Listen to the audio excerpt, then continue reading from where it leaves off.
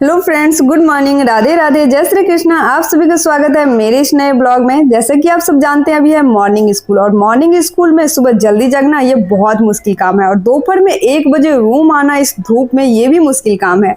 मैं तो जग गई, केशव को जगाना बहुत मुश्किल हो जाता है, लेकिन आज केशव भी अच्छे से सही टाइम पे जग गया। नहीं तो किसी किसी दिन ऐसा होता था कि केशव को मुझे जगाना पड़ता था और आधा नींद से जब केशव जगता था बिना मर्जी के तो वो बहुत रोने लगता था और मैं ब्लॉग भी नहीं शूट कर पाती थी।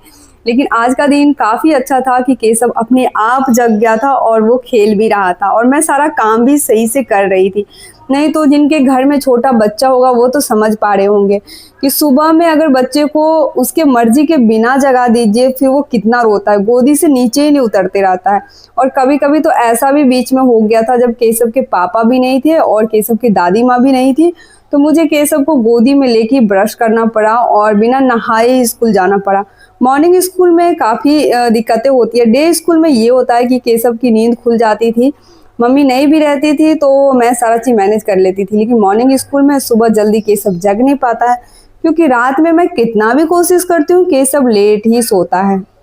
और आज सही था कि केशव खेल रहा था, उतना देर में मैं फ्रेश होके नहा ली। अभी मैं केशव के लिए हलवा बना रही हूँ और घी में मैं सोची इससे लड्डू गोपाल को भी भोग लगाऊंगी और जल्दी से मैं नाश्ता भी तैयार कर रही हूँ, क्योंकि हस्बैंड जी को भी ऑफिस जाना है।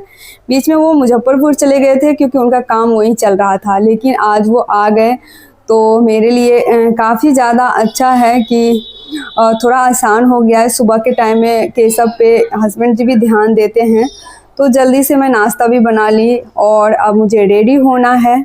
मॉर्निंग स्कूल में बहुत सारी टीचर को प्रॉब्लम हो रही है, फीमेल टीचर को जिनके छोटे बच्चे हैं। अगर बच्चे का स्कूल का टाइमिंग 8 बजे है तो माँ को जल्दी उसके उठ करके बच्चे के लिए टिफ़िन तैयार करना, फिर उसे स्कूल भेजना, ये सब मुश्किल हो जाता है, क्योंकि मॉर्निंग स्कूल का जो टाइमिंग है वो सुबह 6:30 से ही है। तो सभी टीचर को मतलब 6 बजे ही अपने रूम से निकलना पड़ता है, क्योंकि सब तो स्कूल से थोड़ा दूर ही डेरा लिया है। मेरा जो रूम है वो स्कूल से 7 किलोमीटर दूर है, तो यहाँ से स्कूल जाने में कम से कम 15 से 20 मिनट लग जाता है। जाते वक्त तो सही रहता है, मौसम एकदम अच्छा रहता है, लेकिन स्कूल से आते समय बहुत ज़्यादा दिक्कत हो जाती है। इतने तेज़ धूप में बहुत गर्मी लगती रहती है। मुझे तो ज़्यादा परेशानी नहीं होती है, लेकिन जब मेरे साथ केशव रहता है तो मुझे बहुत अजीब फील होते रहता है कि केशव को ले करके इस धूप में मुझे आना पड़ता है, वो भी 6-7 किलोमीटर। केशव भी परेशान हो जाता है।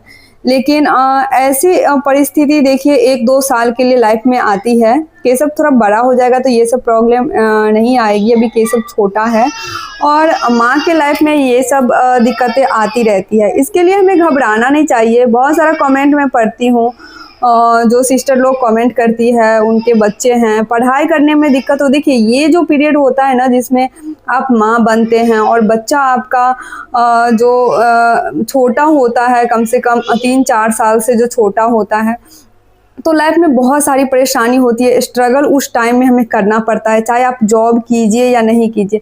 घर में भी जो हाउस वर्कर फीमेल है उन्हें भी काफ़ी सारा स्ट्रगल करना पड़ता है, और जो जॉब करती है उनको भी, क्योंकि घर में भी काम कम नहीं रहता है और बच्चे के साथ सभी काम को मैनेज करना बहुत मुश्किल हो जाता है। तो मैं तो यही कहूँगी कि वमेन जो होती है ना वो बहुत ही ज़्यादा शक्तिशाली होती है, तभी तो इतने सारे काम को अपने बच्चे के साथ मैनेज कर लेती है। उनके अंदर बहुत पेशेंस होता है। कई दिन ऐसा भी होता है मेरे साथ भी और बहुत सारी सिस्टर के साथ होता होगा कि उनका बेबी सोता नहीं है और रात भर उन्हें जाग के रहना पड़ता है और गुस्सा भी नहीं कर सकती है।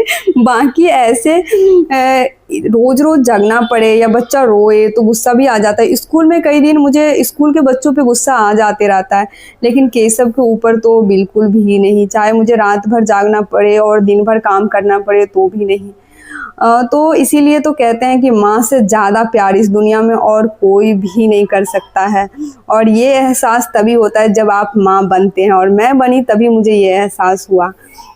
तो स्कूल से आने के बाद मैं सो गई थी और केशव भी सो गया था।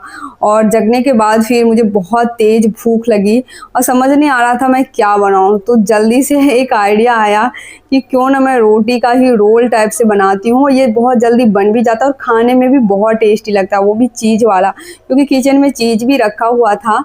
और इसीलिए मैं वेजिटेबल्स कट की और यहाँ बनाने में लग गई और बहुत टेस्टी नाश्ता बन के रेडी हो गया, क्योंकि मेरा मन बाहर जाने का भी नहीं कर रहा था और कुछ खाने का भी कर रहा था। तो मैं यही करती हूँ।